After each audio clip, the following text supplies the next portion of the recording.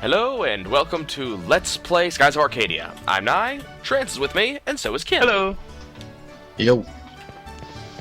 This, guys, is the Mystery Merchant, and me and Trance were just talking about him. He has a few select places in the game where he can spawn. It is random, if you will, and he just has some absolutely random stuff. On top of being a hilariously offensive racist stereotype. That too. So things like the Slayer ring are actually somewhat worth it at this point in the game, actually. It'll quickly drop off. The Thermo ring, no. And then he also has the boxes. Boxes are special charms, as Trance said. They're multi-use items that will cast a spell for you, and as Trance said, they are a lot earlier in the game than you would actually be able to cast a spell. So Crystales is a purple spell, it's a high-level damage spell, and it will have 7 or 8 charges. It's one of the reasons I don't like the boxes, because you never know how many you have left. And Silenus is a silence spell. With a spell like Crystales, if it's in a box, there's probably a large number of bosses coming up who are particularly vulnerable to that element. Being able to rip them a new one from your item box sure sounds useful, doesn't it? Well, going by what you said, it being random, it could just be there to screw you over, too. Well, it has a guaranteed minimum of 7 charges. Yeah. Okay, that could still be like 7 bullets in your own foot. You never know. Let's see, let's put that on Vyse, and that on Aka. I am okay with that. Well, can it actually fail to cast on the elemental ones? Yes. Well, no. On the elemental damage ones, they cannot fail to cast. So those will always do damage. But the thing is as I said previously, Skies is one of those games where magic is not exactly better than just straight out attacking. So you're best spent just hitting the attack button. Again, though, if you've got nothing else to do, or it hits an elemental weakness, you never know. It's not a bad point.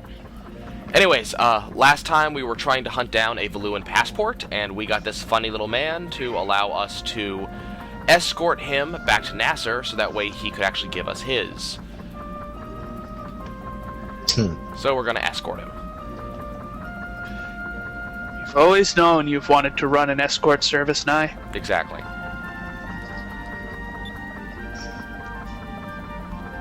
So he tells us exactly how to get there, which isn't exactly hard. And he's actually behind us, which is kind of the cool thing. You can see the tip of his ship immediately on the bottom of the screen. The thing is, you can't actually look at him. So we go over the desert. We got the desert overlay going on there with all the sand.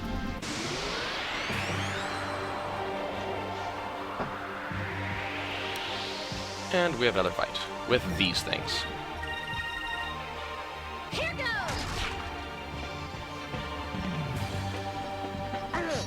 And apparently Vyse can't hit the broadside of a barn. They look almost like chestnuts gone horribly, horribly wrong. Look like a yate tree, or yate tree nut, or whatever you want to call them. I have no idea what those are. You know what, like, those goat heads, or those giants, or those sticker things you step on, and you're like, well, damn, that hurt. It's like a giant version of that. I do know those, yeah. So you're fighting nuts. And thus Nye's career has reached a new low. More or less.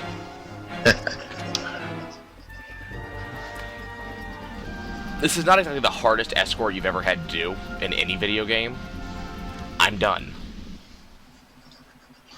It's less an escort quest and more an excuse to teach us how to fight.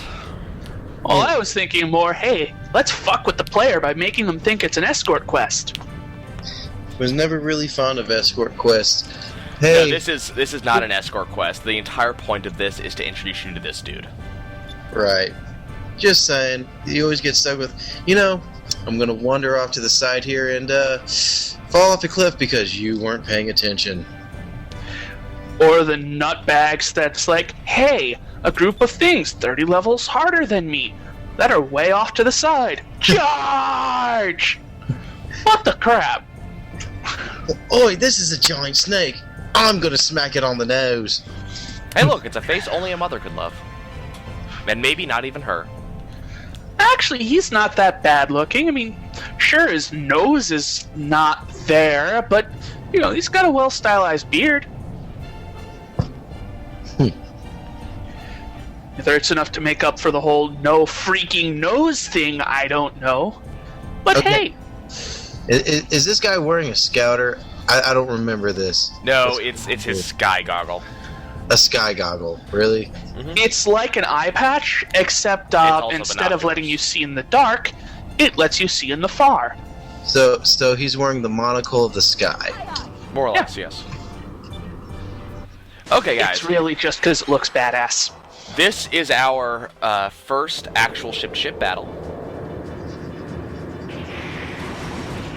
Broadside cannons! He has a lot more than I do.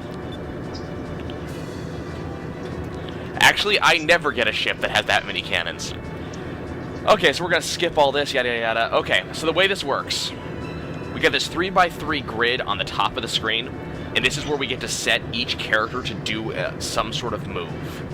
That's 3x6. No, this current turn is 3x3. The other 3x3 is to tell us about the next turn. Ah, so you didn't say that.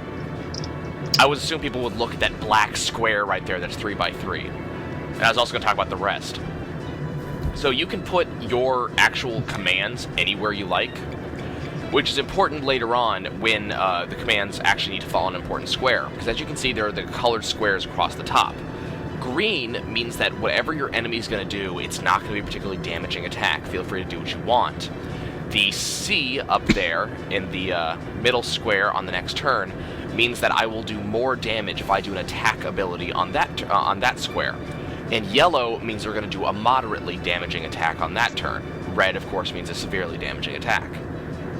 Quite an So- interesting setup. Very cool setup. As you can see, I have 4 main weapons on this, the main cannon, the standard cannon. There actually is no difference in the case of the Little Jack. They're about the same. I also have the guard ability, which is evasive action. I'll take less damage, as you would expect. We can use items if we have any to use. We can also run if this wasn't a scripted battle. You also can use magic. Now, you can only use specific magics. You're only allowed to use the heal spell and certain buffs. We also can focus to get more spirit points. And as you'll notice, the ship has more spirit points than we would in normal battle. The ship actually adds its own. So we're just gonna let Vyse attack, and we'll focus up. And then we get to go through the animation where we do attack back and forth. This is honestly a really cool system. Has this been done in any other game? Not that I'm aware of. I've not seen this before. Now, keep in mind, every past Baltor, because he doesn't really have anything more than just straight, just attack all. Every scripted ship-to-ship battle from this point onwards will have a gimmick. It will usually be very cool, and if you figure out the gimmick before, then the battle will be a lot easier for you too. If you're interested in combat of this style, the game Wild Arms 3 has not the same, but it almost seems an inspired system in its own sand cruiser battles. It's not quite like this, but it's similar. Plus, it's Wild Arms. If you haven't played it, where have you been hiding? Under a rock? Okay, guys. Notice how on the right-hand side of the top bar, the bar is flipping back and forth. What that means, at the end of this turn, I will have a choice. I will be able to issue a command to the ship itself for maneuvers. If I choose the right command, all 3 of my attacks next round will be, powerful attacks. If I choose the wrong command, I'm taking some damage. Ooh, choose wisely. The question is if I can remember what the command is. Usually, See, that's something you want to know before you go into battle. well, usually it's pretty obvious, but they're in these commands are also sometimes they require a certain magic spell to be cast. Sometimes they require you to guard on the right turn. Sometimes they require you to attack on the right turn. It really does depend on exactly. I've missed every single attack so far. This is not good. You need to get your targeting sights recalibrated. Apparently. There's my evasive action. And not only do you get the, like the image that you just saw, the big shell, but the ship actually does do something. In this case, it dove under the other ship. Unfortunately, it didn't work. Okay, so now we got our little talking cutscene. So Baltor is going to try a hard turn to get behind us. And now, we're going to comment on it. And so Drachma asks what I want to do.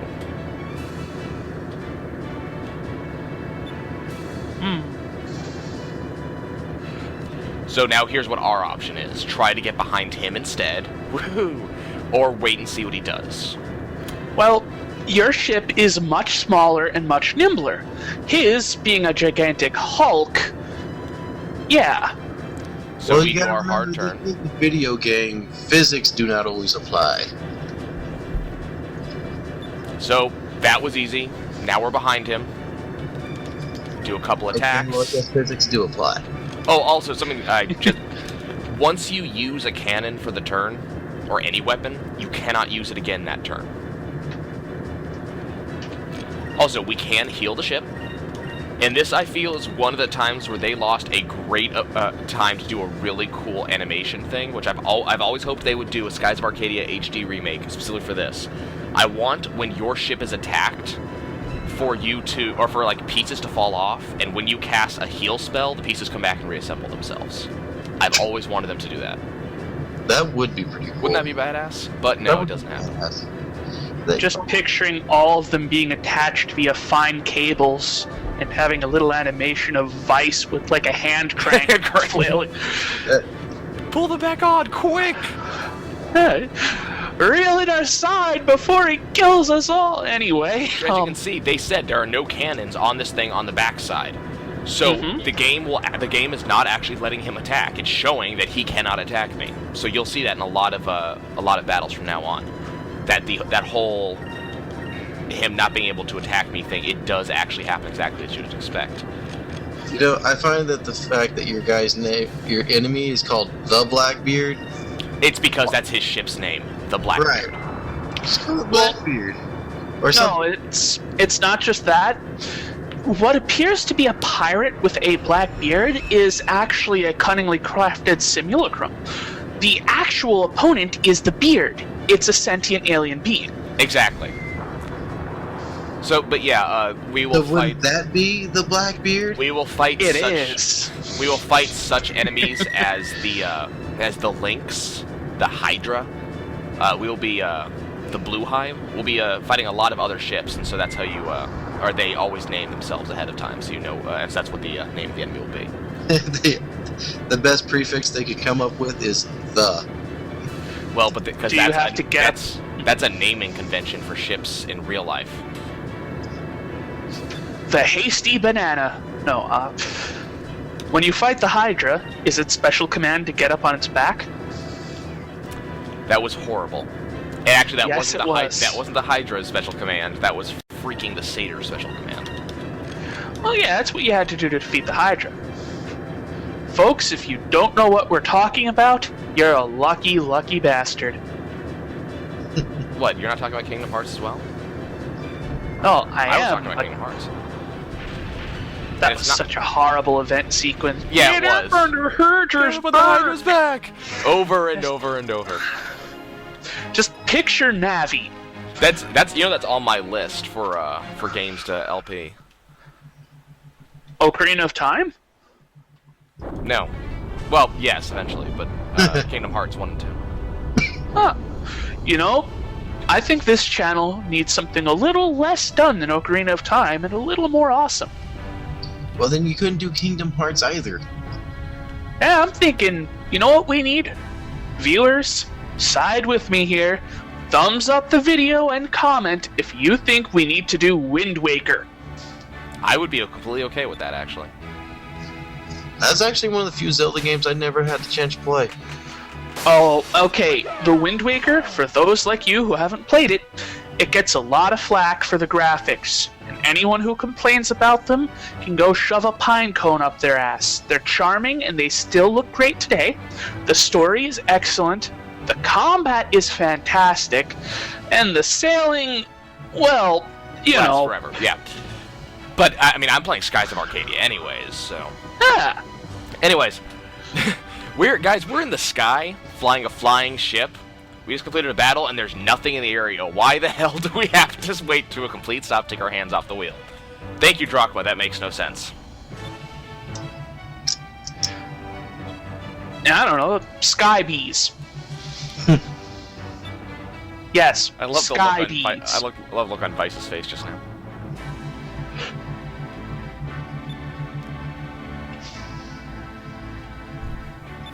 Yeah, so we won the fight. Congratulations to us.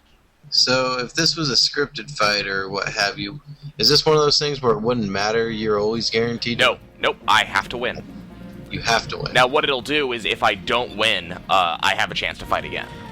Actually, on any boss battle, the game does that. If you don't win, it'll say, "Would you like to try again?" or "I never give up." But that's about it. By the way, something that Drachma just commented on is the item we just got. Oh, not key items. The Captain's Stripe. Using it on a ship will not only increase most of its basic stats, but it'll also give it more HP. That said, don't be afraid to go and use it, because all of the Captain Stripes you use apply to the next ships too. So you don't miss out on anything. They're basically not applied to the ship, but to the captain. Yeah, exactly. That's why it's called the Captain's Stripe instead of the Ship Stripe. Also, we have a new title. Vyse is now Vyse the Competent. Isn't that special? Vyse! That guy doesn't suck. So you let an incompetent person fly the ship? Oh, well, no, it's the title. It's like what people know Vyse by. So there was Blackbeard the Vicious, or whatever his title was. There's, so on and so forth. So Vyse is right now Vyse the Competent. So what was he known as before? Vyse the Blue Rogue. The Blue Rogue? See, that sounds cooler than the Competent. He sounds more badass the more you go on. As things continue, he just keeps getting more, but if you were to fail certain decisions, if you chose the wrong decision in certain cutscenes, you could get Vyse the Incompetent, Vyse the limp rag, or whatever it is. The best one is Signor Viso Vorpalo Kikasso. Man, I wish that was in this game. Folks, if you don't get that reference, go read Goblins. It's great. Those two smile way too much.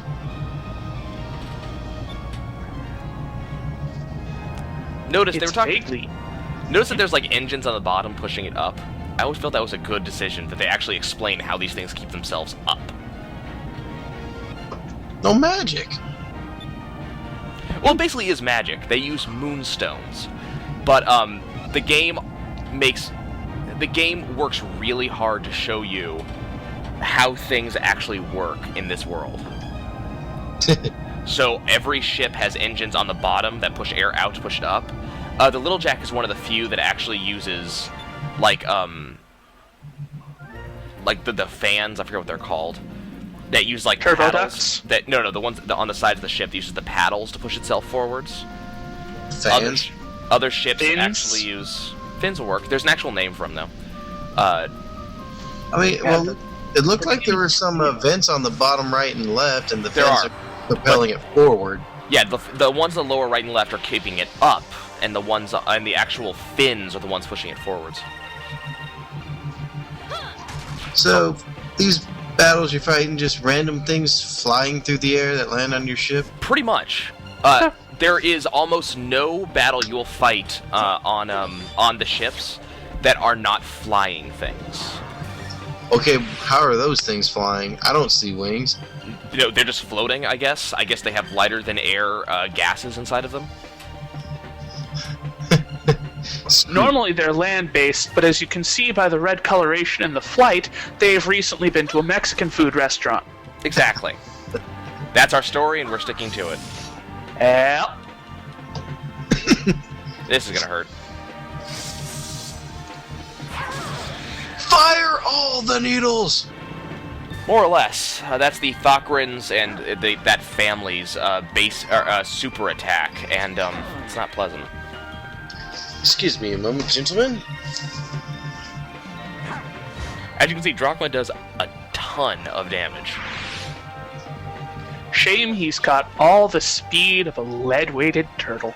Notice he went first that attack round. Yeah, isn't he still a couple levels higher than everyone else? Yes. He is still like 4 levels higher than everybody. Vyse is now silenced, so he's not allowed to use any spells.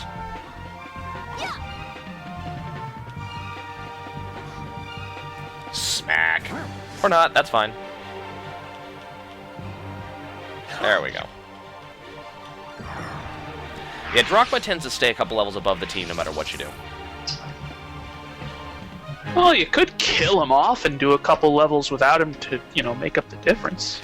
Remember, allies in Skies of Arcadia do not stay down. They just come back up with 1 HP the next fight. Right, but do they gain EXP during the downed fight? No. So there you go, you just gotta keep punching him in the head. It's horrible, but it'll catch you up. The problem is we'll really, really quickly be overtaken by enemies if we do that. Yeah. Okay. So now we can go to Valua, which we'll be doing momentarily. I just want to see if I can get the Mirage Island discovery before we do that. I'm not sure if the game will actually allow me to have it. Good luck. Well, it's no big loss if we don't get it. We can always get it another time. I always found this sword that Vyse is using to be really weird. His sort of Tonfa sword? No, the actual sword he's wielding. I'll see if I can give you a view in a second. Let me see. You can kind of see it. No, well. 1 second. Okay, look at this sword. This sword right here? The one on the right. Looks like Yeah, It's a bar that just so happens to have a blade attached to it. It's another Tonfa sword. It honestly looks like he had a Tonfa and a sword, and he can't tell which is which. He took a police baton and added a kitchen knife to it. No, basically he went, well, someone already did the sword shucks idea, so I will do a Tonfa sword. No, he has a cutlass, which he holds like a Tonfa. And he has a Tonfa, which he appears to have duct taped a cutlass blade to. Exactly. What this is a case of, quite clearly, is he was wielding them both wrong, and no one had the heart to tell him until he had already mastered the technique. Apparently. I mean, are you going to tell someone with 2 swords he was actually quite good at using them that he's doing it wrong? No, I'm just gonna do what most of the soldiers will do later on in the game, and I'll just shoot him. Screw your swords, I have bullets. Honestly, actually, that's the response of most of the soldiers at the end of the game. Well, if you think about it, it makes sense. No, he's a sword master. Can you cut a bullet in half? No. Bye. But alright then, this is good to know. Huh. It's hard to slash someone if you've caught a bullet with your face. You wanted this chance. This one's up to you.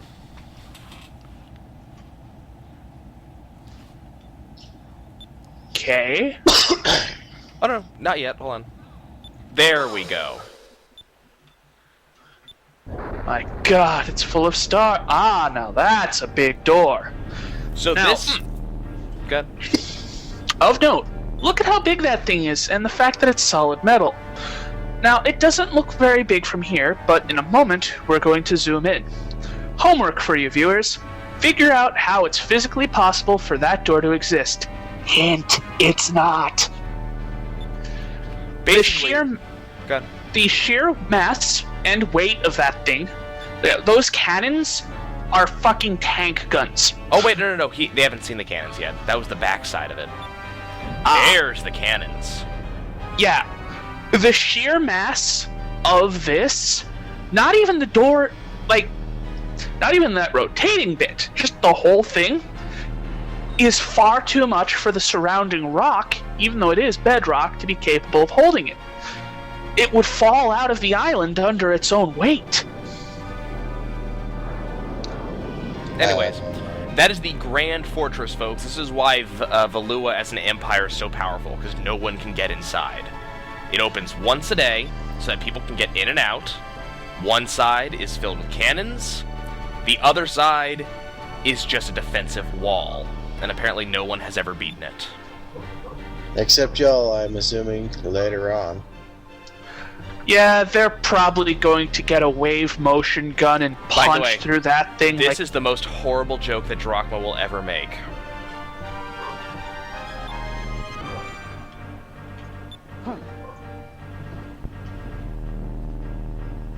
The most horrible joke Drachma will ever make.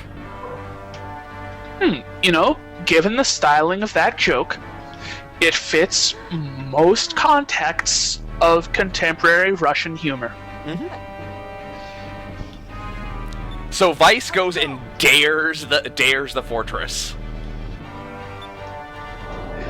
Vyse. You know, one of the common symptoms of a high infection of protagonon is, unfortunately, stupidity. Yep. And as we can clearly see, you know, poor fashion, stupidity, weird hair, odd weapons. Actually, Vyse doesn't have weird hair. He's one of the few protagonists that just has a normal haircut. For the setting, weird hair, because he is one of the few with a normal. He's got long hair, that's all he has. Yeah, and everyone else has something freaky. Anyway, okay, it's obvious he's a protagonist. Yep, very obvious. Such a shame, too. You know, as soon as someone with high levels of protagonon is born, their parents have to get real nervous, because, well... They're gonna die. Yeah. When was the last time you met a protagonist that wasn't at least half orphan? Okay, guys, it's time to meet the other admirals of the fleet. So we already know that asshole. But the rest of these guys... Look at my big black cape.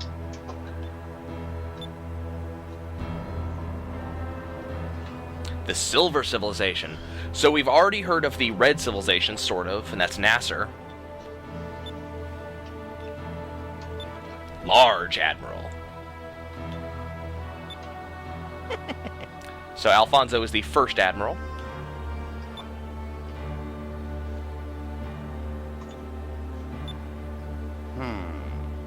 He's also a sleazebag. Then we have Gregorio, who's one of the biggest badasses of the game. You know, with a face like that and armor like that, something tells me Gregorio is the only one of these guys who isn't a bastard. He's also one of the biggest badasses in the game. You know this just by his name. Yeah, second Admiral, so he's not top banana, probably by choice. That mustache. Wow. It's the Fonz.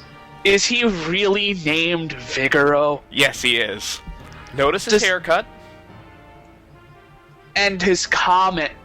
Does this guy attack by pelvic thrusting sparkles at you or something? Nope. It's better than that. But we won't see that for quite some time. This is a guy you obviously fight, and he doesn't think of you as an enemy, but as a rival. Pretty much, actually. Notice his next comment. Yep, wow. We already know him. Okay, moving on. The fourth Admiral. She's actually one of my favorites. She's a very cool character. She's very shy and demure. Beleza? No. No, she seems like the more serious type. Probably not pure evil, just all business. And here's the last one. That's an evil bastard. Oh god, that demented thing is going to be responsible for more trouble than the party can shake a stick at, isn't it? His name is DeLoco. That's all I have to say. He's wearing a bubble with a smiley face drawn on the top. He's also the head of weapon development for Valua. Is he going to be like Lock, Stock, and Barrel from Kingdom Hearts? Something Close, tells actually. me he's just fucking apeshit nuts. Yep. Moon crystals. Folks, we have the name of the new MacGuffin. Oh, 6 crystals. There's 6 of them, so we know that we'll have to go to 6 places. Yeah, unfortunately, this isn't one of those games where you open a chest in the next dungeon and there's just 6 crystals right in there with a snide comment from the main character. Well, that was convenient. Yeah, it does work that way. But hey, look! Alfonso just got relieved of his position. Because he's an incompetent douche nozzle. Pretty much, actually, that's what Galcian says. I love the look on that face. I love the look on his face. What are you talking about? My eyebrows are detecting something.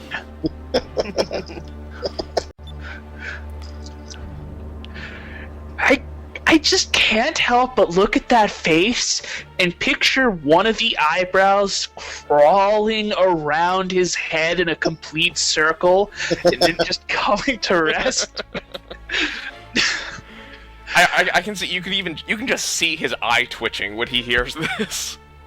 Yeah, this is a man that's just, I'm too pretty for the rules. How dare you? But look, notice rules. I have money. Notice Galcian's reasons for demoting him. It's not that he lied, or that he murdered his own vice captain, or that he used this for his own means. It's that the Matas are invincible, and the fact that he got beaten is why he's being demoted.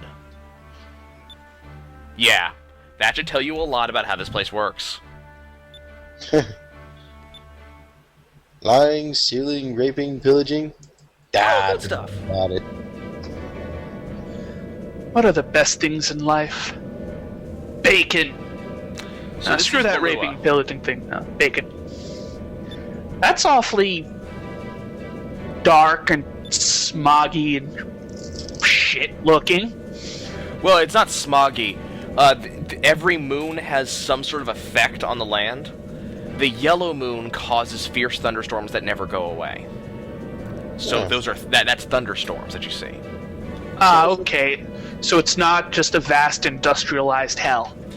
No, what it is, it's a resomorphic land. Shitty people live here, so they have shitty environment. Of course.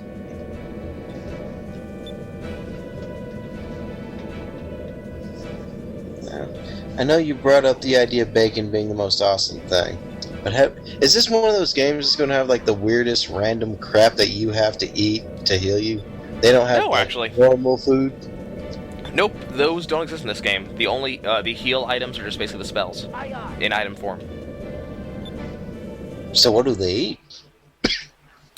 They don't really show a lot. They have fish that they eat a lot of. You'll every so often you see a feast, but it looks fairly normal. They comment on pies. The weirdest thing is that they have no alcohol. They have loqua berries. Well, this is an American translation. So loqua probably translates to fucking rum. Probably. Or what's the other popular pirate booze? I can never remember. Grog. That's it. Which is otherwise known as beer. Yeah. Or rum, I can't remember which. Don't forget mead. Everybody loves mead. No, that would be Vikings who love mead. You're actually incorrect They on that. had ships too. The closest thing to grog that is a moderately popular modern drink, and by moderately I mean in certain circles, it would be prison alcohol. Basically, they ferment anything they can and add anything they can to cover up the taste. That's got to be like one of my favorite lines from Let's Go to Prison. You want some Merlot? I made it in the toilet. Anyways. That's horrible. Okay, guys, we've made it into Valua, and we will have stuff to do here that shows that Vyse is an utter badass. But before that we do that, we have to cut this episode so it doesn't run too long. We'll see you guys soon.